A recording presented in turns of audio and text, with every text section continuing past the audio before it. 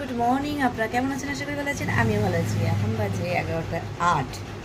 তো এখন গুড মর্নিংটা করলাম, অনেকক্ষণ আগেই বলতে পারতাম। যাই হোক, বাড়ির উপরে আবার মাছ রাখলাম। কালকে তো মাছ নিয়েছি, আজকে বাড়ির উপরে চিংড়ি মাছ এসছে। চিংড়ি মাছ রাখলাম মেয়ের জন্য। এখন ওই মাছ বাছবো, কখন রান্না করবো ওখানে। সব এমনি কেটে রেখেছি, যেহেতু কালকে ট্যাংরা মাছ বলেছি নিয়েছি। ট্যাংরা মাছ দিয়ে আলু দিয়ে বেগুন দিয়ে হালকা করে ঝোল করবো।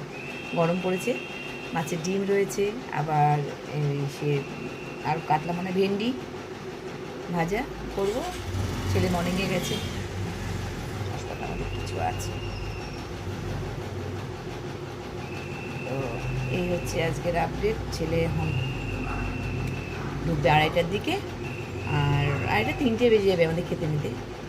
তো মেয়ে আর আমি টিফিন করিনি, মেয়ে বলছে খিদে পেয়েছে। আমি কর কিছু খা, মানে ম্যাগি বা কিছু খাবি করে দেবো মাম, বলছে না। আর কি বলবো, এখন চিংড়ি মাছটা বাঁচতেই আমার এখন কেমন লাগে। স্নান করে নিয়েছি, দেখি ভাবছি ফ্রিজে রেখে দেবো, পরে করে নেবো। এখন রান্নাটা বসিয়ে দিই।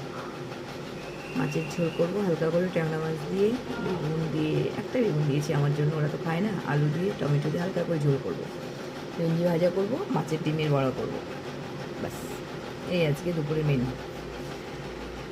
রাখছি, পরে দেখা হচ্ছে। টাটা।